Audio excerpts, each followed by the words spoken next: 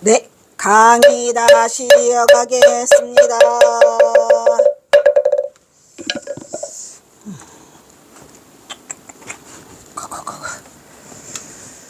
자, 또 이어서 제 3부 오냐 좋다. 3부 제6편 천장암 원성문 보임 장양 오냐 좋더라. 제51장으로 하늘이 감춘절 천장암.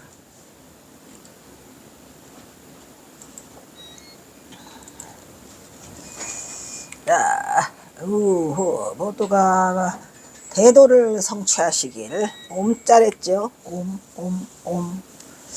1879년 11월 15일 밤하늘의 보름달이 휘영청 맑은 동학사 조실방에서 경호는 대도를 성취하였으니 경호는 이렇게 하여 인천의 대스승으로 대도인이 되었더라. 이듬해 천장암으로 향하는 경호의 바랑에는 자신이 개원에 손수 만든 달랑솜 누더기옷 한 벌이 전부였으니 뭐 지금만 그런 게 아니고 행장을 떠날 때도 어디까지 갔었죠? 거기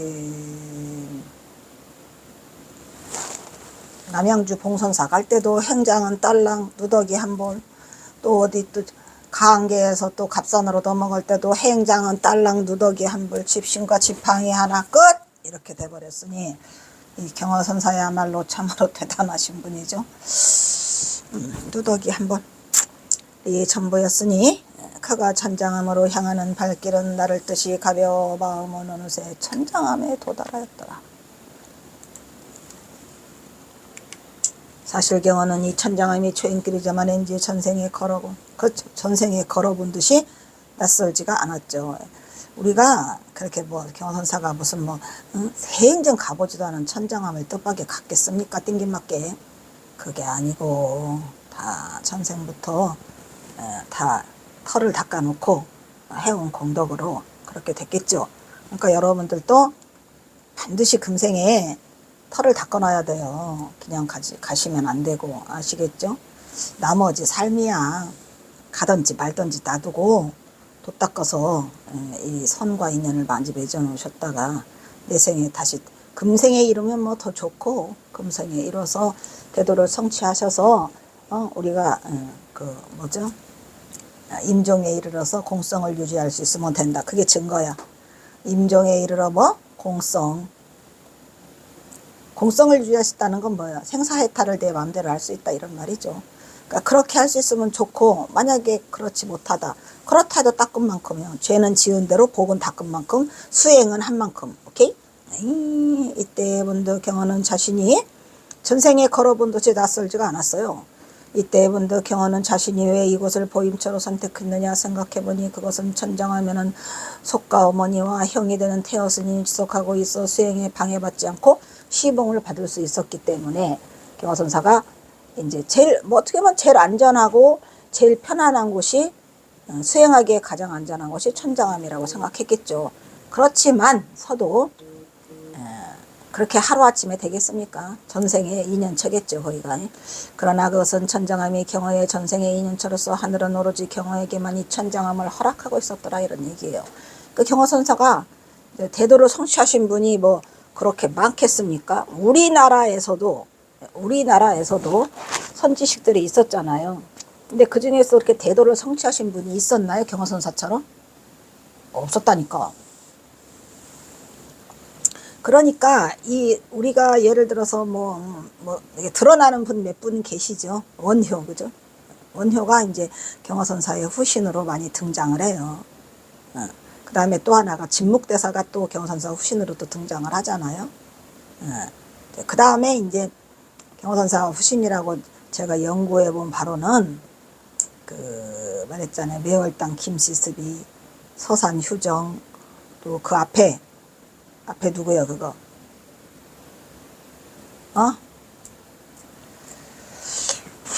그 홍제암에 있었던 분 최치원, 고은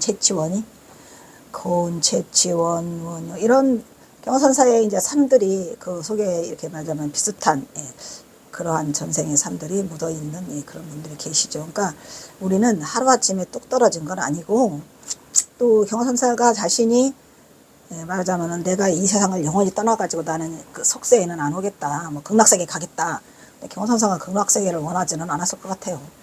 뭐 어쨌든 속한 사바라는 말이 있듯이 또 다른 삶을 이렇게 사셨지 않았냐라는 생각이 들지만 어쨌든 경호선사도 이 천장암이 낯설질 않았죠.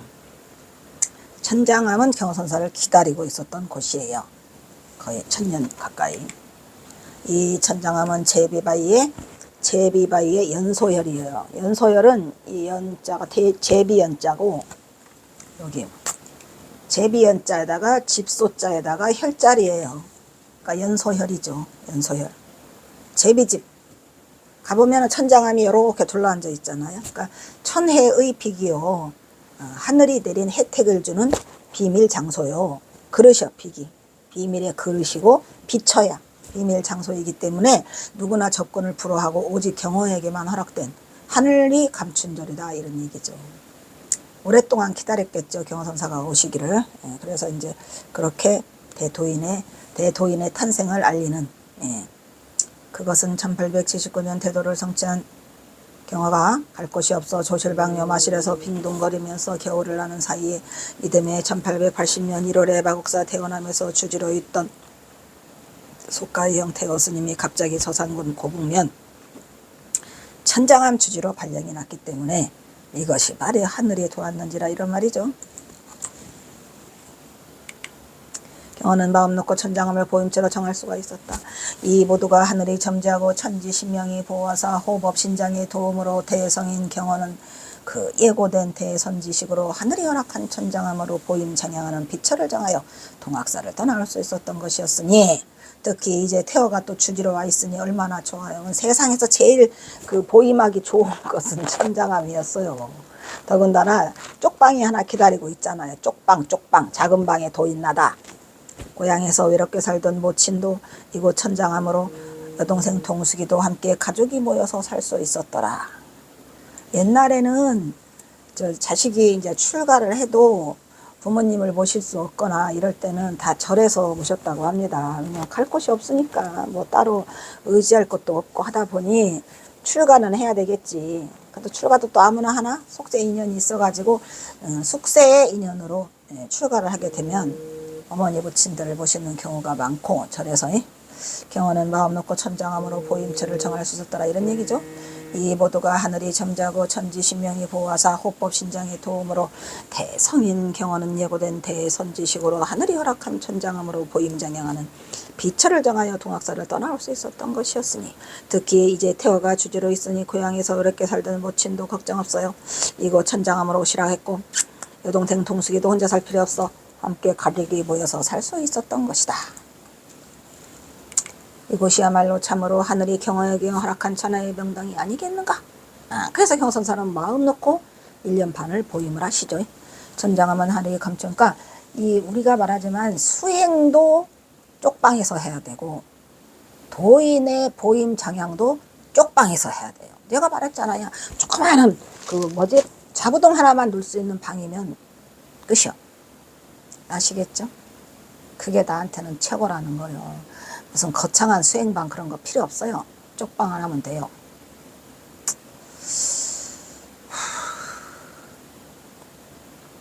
천장암은 하늘이 감추어 놨기에 일반의 눈에는 절대 보이지 않아요. 그러니까 그가 천장암이 크게 발전할 수 없었던 거예요. 경호선사만 기다리고 있었겠죠. 왜냐하면 백제시대 때 지어진 그 절이 얼마나 사람들이 닿기가 어려운 곳이면 아무도 안 와.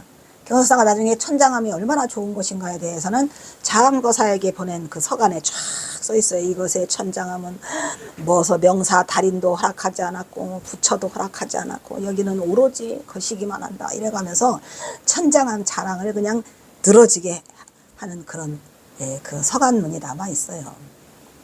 재밌죠?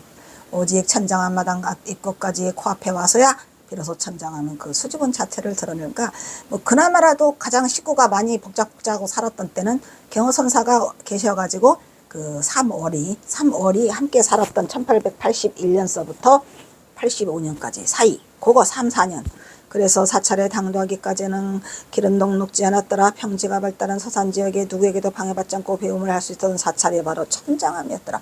서산은 내포 평야가 있어가지고 그 내포가 쭉 있어서 평야가 많아요. 근데 그 중에서 유독 그냥 이 연암산 천장암이 근데 그 연암산이 그렇게 높지도 않아요. 448m야. 그런데 이제 그 속에 천장암이 폭 들어가 있는 거죠. 안 보여요, 아무도. 천장암 모르는 사람 천지지. 최인호의 길 없는 길을 읽었거나 불교인 아니면은 천장암이 뭔지도 몰라요. 많아요, 그런 사람. 왜냐면은 천장암이 그다지 이렇게 알려져 있던 것도 아니고 연암산이 무슨 뭐 굉장히 높은 산도 아니고 서산 자체가 전부 다 평지예요. 천장암을 품고 있는 연암산은 너른 평지에 갑자기 높은 산이 눈앞에 나타나 그리 높지 않은 실제로 해발 480도 아니고 440이네.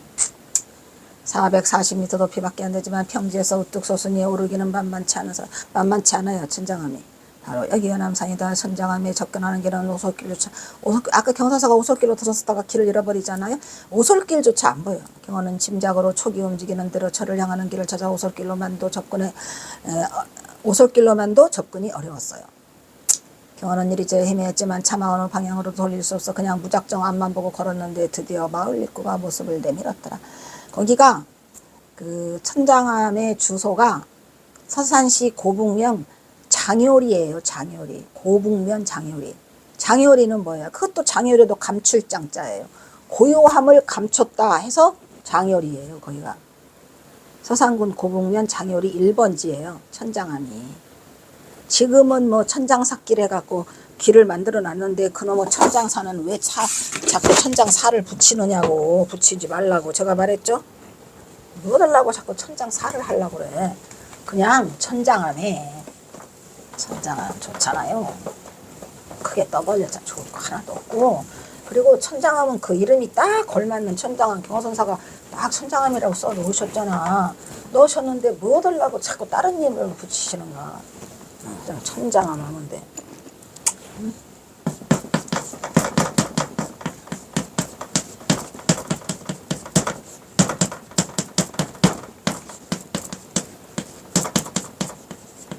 장요리 1번지야 거기가. 천장암이. 그러니까 이 장요리라고 하는 게 감출장. 또 천장암 할 때 장자예요. 요자는 고요할 요. 고요함을 감추고 있는 그 암자다 해서 고북면이야. 그리고 천장암 잘 해놨는데 뭐 하려고 자꾸 천장사 하는지. 천장사 좀 그만하세요. 에이? 이제 천장암은 얼마 남지 않았다. 고북면 장요리라고 한다 써있네. 이제 천장암은 얼마 남지 않았다. 지금부터 부지런히 걸으면 해지기 전에 저를 상주하셨다는 안하게 말을 믿고 경호는 삿갓을 다시 한번 고쳐 돌렸은 채 부지런히 걸음을 채찍하여 낭떠러지 같은 산길로 접어들었더라. 절까지는 좋게 한식경을 걸어야 하리라. 걸어야 한다. 게다가 길도 경사가 가파라서 절처마가 보일 듯 말 듯 눈앞에서. 그러니까 천장암에 가까이 오면 천장암이 살짝 보이는 것 같다가 사라져요. 가파른 절벽이라. 아른아른 사라졌다 나타났다가를 반복하면서도 앞에 보이는 벼랑길은 만만하더라. 만만하지 않더라. 절대 만만하지 않죠. 고북면 장요리라고 한다 지금 했죠. 그래서 경사가 가파르고 눈에 보일 듯 말 듯 하다가 다시 눈앞에서 아른아른 사라졌다를 반복해요. 천장암이. 가보시면 그래요. 이거를 좀 자세히 쓴 이유는 천장암을 갈 때 제가 좀 많은 그거를 받았지. 왜냐면 야 이거는 만만하게 접근하는 게 아니구나. 말만 뭐시요 440m 난 880m 되는 것 같아요. 어떻게 힘들었는지. 천장암은 제가 한 10번은 더 갔는데도 갈 때마다 힘들어요. 편하게 가본 적이 없어요. 갈 때마다 힘들고 갈 때마다 걸을 때마다 힘들고 그냥 나중에는 가다가 맨발로 가고 뭐 이렇게 항상 갔다 오는데 천장암은 만만한 곳은 아니죠. 좋기 거의 50도 이상의 경사가 되어 보여가는 걸음 재촉하는 경어로서는 이미 마음이 지쳐가고 있다. 숨이 턱 밑에 이르러서야 드디어 천장암에 겨우 헥헥 하면서 도착하게 되죠. 경어는 안도의 한순간 함께 사람의 범접을 꺼리는 이곳 천장암이 싹 마음에 들어요. 아주 마음에 딱 들었어요. 그냥 천장암이 가니까. 여러분들도 아마 가보시면 천장함의 마음이 쏙 들을 거예요. 왜냐면 간단됐어요. 간단됐어. 뭐 위협적이지도 않고 뭐 우아하지도 않고 화려하지도 않고 그냥 수수한 촌샥시 같은 그러한 돛 닦기 딱 좋구나 이 생각이 드는 거예요. 야, 여기는 도인나겠네. 딱 돛 닦기 좋을 만큼 천장함이 그렇게 돼 있어요. 그래서 경호선사가 천장함이 썩 마음이 들어 그동안의 고행은 어느덧 잊은 듯 입가에는 가느다란 미소가 번졌어요. 여기구나. 아하하. 그래서 천장함이구나. 하고 하늘이 감춘절이니 수행하기에는 더할 나위가 없이 좋은 셈이다. 하늘이 나한테 주셨구나 라는 생각을 하게 되는 거죠. 아주 작아요. 여기 나오네. 천장함은 규모가 아주 작은 남자로 633년 백제시대 다마 스님이 계셨다고 하죠. 맞나? 맞나. 백제 무왕 알죠? 무왕 백제 무왕 34년에 담화 스님이 이 창건한 사찰이라고 합니다. 634년이면은 지금 우리가 2000년이니까 1000 몇백 년 됐죠. 1400, 1500년 됐다. 그죠? 경허가 제자들과 수행하기에 알맞은 인법당이 있고 그 옆으로는 조그만 방들이 따닥따닥 붙어 있었어요. 경허가 먼저 자신이 거처를 한 뼘짜리 경허선사가 가서 지은 게 아니라 그 천장함이 원래 이렇게 인법당이 있고 옆쪽으로 니은자로 꺾어져요. 이렇게 니은자로 꺾어져 갖고 그쪽에 맨 끝머리에 경허선사 한 평짜리 방이 이미 경허선사를 기다리고 있어요. 경허선사는 가서 펜만 갖다 붙인 거고 한 평짜리 마지막 쪽방의 원성문이라서 그쳤다. 인법당은 쪽방이라기보다는 크지만 그 또한 별 볼 일이 없이 작았더라. 아주 작아요. 말이 인법당이지. 그러니까 인법당이라는 그 의미가 사람이 그 속에 들어가서 잔다 이 말이에요. 인법당의 사전적 의미는 불당이 따로 없어. 아주 작아서. 없는 작은 절에서 승려가 잠을 자야 될 거 아니야? 그러니까 불당 모시고 그냥 거기서 자는 거. 그런 절을 인법당이라고 그래요. 승려가 거처하는 방에 불상을 모신 곳이다. 그래도 이거 천장함의 인법당은 거기가 중심 건물에 딱 천장함이라고 써 있어요. 가면 디귿자형이에요. 디귿자형 이렇게 북조 정각으로 정면이 6칸, 측면이 2칸으로 건립된 인법당은 법당이자 요사체야. 잠도 자. 공양간은 아궁이 하나가 전부야. 공양간이 있고 그 옆에 이제 수월스님, 해월스님 방이 하나 또 있고 그 다음에 경허스님 방이죠. 그렇게 아주 간단히 쓰죠. 그래서 동지 때 타전 천당한 단월들은 뭐랬죠? 단월은 신도들. 소문을 듣고 경허의 법문을 듣기 위해서 동지의 법회를 앞두고 신도들에게 공양할 팥죽을 인법당에 공양간에서 쓰고 있었다는데 경허 스님이 이제 그 도인이 왔다는 소문이 그냥 알게 모르게 사람 거는 소문이 되니까 이제 동짓날 팥죽 먹으러 온 거예요. 이번 동지 팥죽은 아주 맛있게 잘 쏘아졌습니다. 모처럼 이제 그 사람들의 발길이 없었는데 경허선사가 오니까 그래도 이제 아름아름을 해갖고 이제 모처럼 천장함이 활기를 띠게 되는 게 경허선사가 계셨던 몇 년이에요.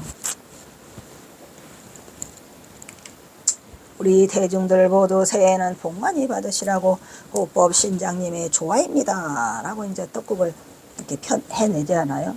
근데 요즘에는 떡국 해주는 데가 없어요. 절에서 무슨 떡국을 해줘. 봉헌사는 해주더라고요. 봉헌사는 워낙 대중공양이 크니까 봉헌사에서는 떡국을 해요. 근데 일반 조그마한 절들에서는 뭐 떡국은커녕 그래도 저는 아무리 저기 하더라도 그 동짓날은 떡국을 해서 대중들이 와서 같이 먹고 또 묵은 해를 보내면서 새해를 맞이하면서 좋은 기운을 받을 수 있는 그러한 곳이 절이었으면 좋겠어요. 천장함 대중들은 모두들 얼굴에 웃음꽃이 활짝 피어 서로 덕담을 주고받으며 오랜만에 천장함 인법담은 신도들로 북적북적 해봐야 10명도 못 들어가. 그러거나 말거나 경허가 보임하고 있는 꺾어진 맨 마지막 원성문 방문은 하루 종일 굳게 닫혀 있었고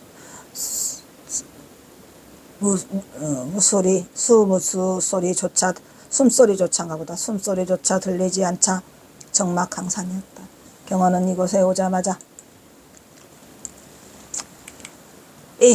어머니와 형님의 보살핌을 받으며 깨달음을 점검하기 위해 깨달음을 점검하는 걸 뭐라 그랬죠? 아까? 보임장양.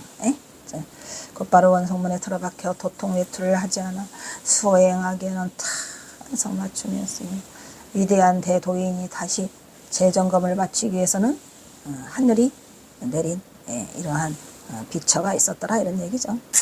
인법당의 공양간 옆이 원성문이 경허스님이 1년 동안 방문을 틀어 1년 반 동안이죠. 방문을 틀어 박은 채 두더기 한 벌로 보임했던 골방이 바로 그것이고 그 옆에는 제자들이 스님을 시봉했던 방이다. 경허의 방은 원성문이라는 깨달음을 많이 이룬 방이라는 뜻의 작은 원판이 붙어있어.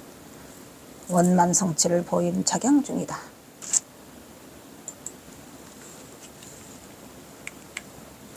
원성문은 채 한 평도 안 되는 작은 공간에서 경허는 자신이 깨친 한 소식을 보임 장양하면서 성태를 위해 용맹정진하였다. 조선왕조 500년의 일제 강점기 30년 조선불교는 척박하고 암울한 세월을 보내게 되죠. 아주 그냥 바닥까지 내려가 있어요. 이 불교가. 응? 그래도 지금 경허선사가 이렇게 일으키신 뒤로 그 선방들이 움직이고 뭐를 한다고는 하는데도 이게 쉽게 도인이 안 나타나니까 도인이 한번 또 출연을 해야지요. 응? 도인은 어디서 나오느냐? 도인은 어디서 나오느냐? 거기 어디죠? 왜 생각이 안 나요? 통도사 3이람? 이거 3이라며?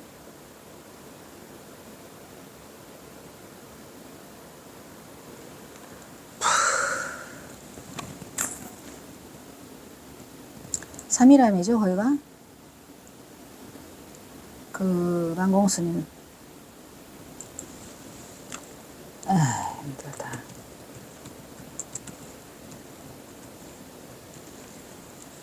태한 사람 통도사 3이라면? 3이람이 아니고 뭐더라? 3. 맞나? 통도사 3이람이 만공스님이 거기서 했나?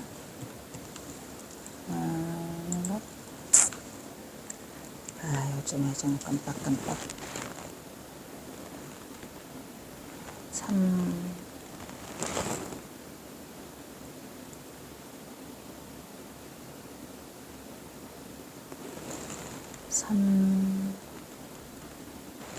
아니고 3이람 아니요. 뭐더라? 100 아닌데 저기다. 알았어. 100원 하면 3이람은 송광사 3이람이 경허선사가 그 3일 선언을 경허선사가 세웠어요. 송광사 3이람 3일 선언. 그리고 거기는 백운암이에요. 백운암. 백년암은 그 아래에 있고 백년정사에서 경허선사가 선방을 만들죠. 통도사 백년정사. 그리고 백운암은 경허선사가 올라가세요. 백운암에 갔더니 구름이 걸치듯이 시안수 당기시고 그리고 그 만공스님이 거기서 새벽종 소리를 듣고 깨치는 게 백운암이야. 백운암 아시겠죠? 백운암이라고 뭐야 이건 또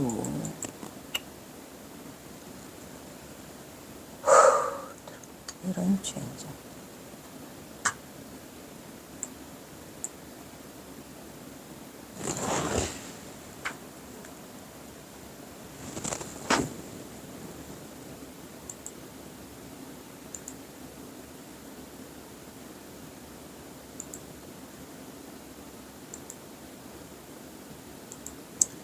백운암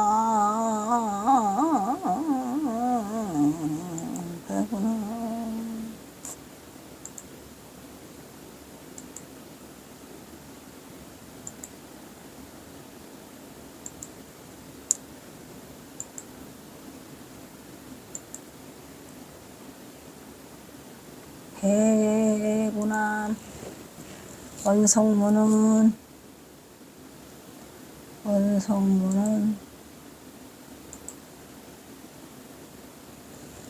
이 한 평도 안 되는 뭐야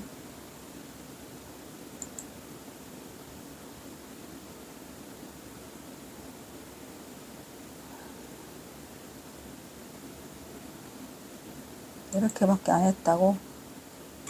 그러네.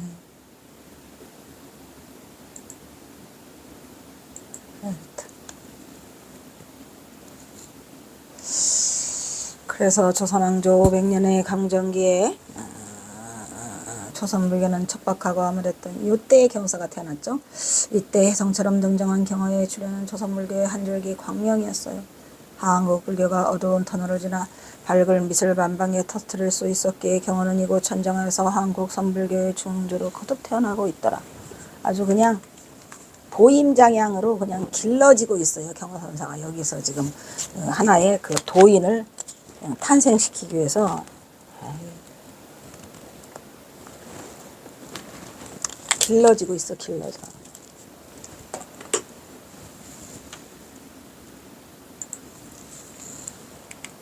가로 2.3m, 세로 1.3m 이렇게 외덜비의 차 한 평 3.3평방미터가 한 평이잖아요. 또 되지 않아 구척 장신의 경화에는 눕기조차 버거웠어요. 그리하여 경화는 1년 반 동안 눕지 않는 장자부라의 수행을 이어갈 수 있었고 창 하나도 없어. 그냥 방떨렁 하나야. 좁은 방 한 칸에서 1년간 자신 있게 가보면 어이가 없죠. 가보면 어이가 없지만 왠지 편하네요.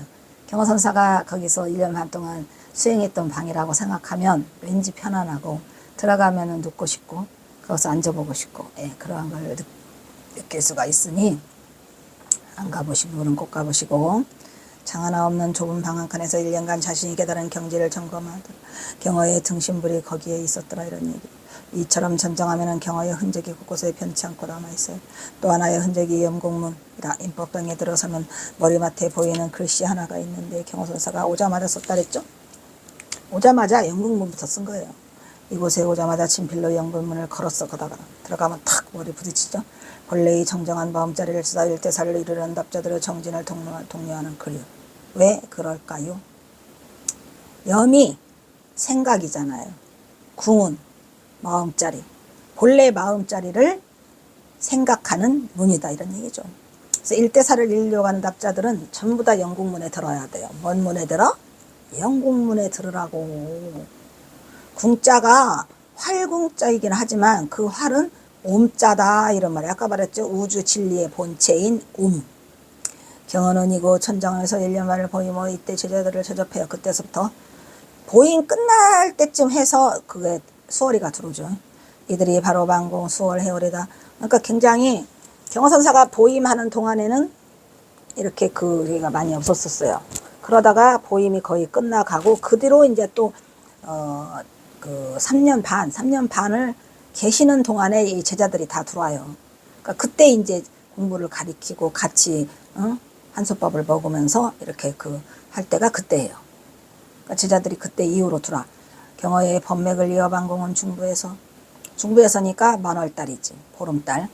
수월은 북방에서 그러니까 상현달이고 해월은 남쪽에서니까 하현달이고 이렇게 경화선사가 알아서 이름을 지어 놓으셨어요. 미리 다 예측하시고. 그래서 니네는 남방에서 북방에서 중부에서 알아서 전부 다 불교를 빛내거라. 선을 빛내거라. 라고 해서 이름을 그렇게 지어주셨죠. 수월, 만월, 해월. 한국 선불교의 중흥을 진작시켰더라.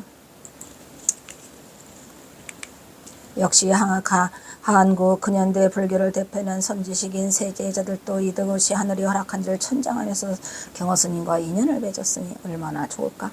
중국의 육조 해능은 한 송이 꽃에서 선가의 오가 7종이죠. 5종이 천하를 뒤덮었다고 해서 일화오엽이라고도 하잖아요. 육조 해능에서 5개의 이파리가 피어나죠. 그래서 일화오엽이라고도 하고 또 누구에서부터는 달바로부터는 오가 7종 그죠?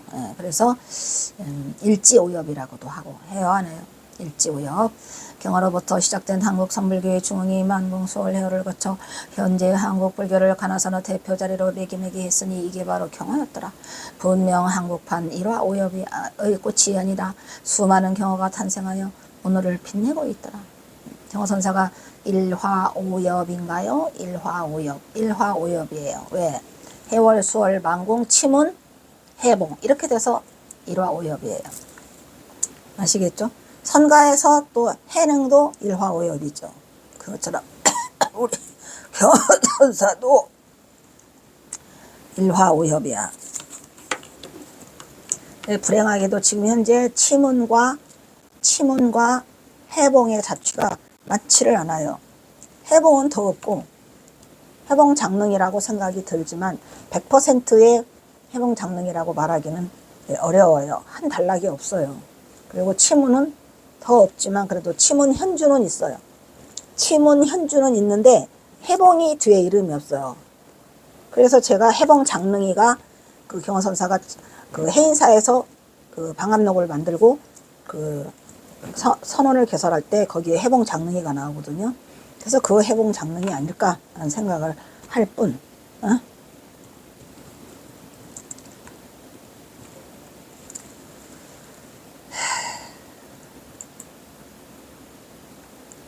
우리는 이렇게 우리 조상들을 보존을 해야 돼. 근데 보존할 생각들을 안 해.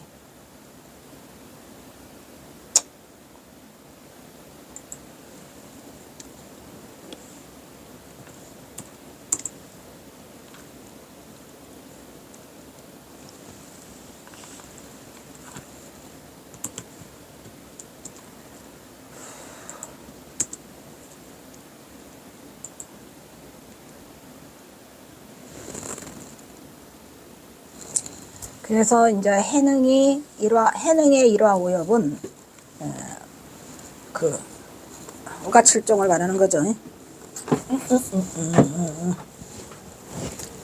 서상군 고북면 장어 향요리 아시겠죠? 서상군 고북면 장요리. 그럼 네, 일단 여기서 끊겠습니다.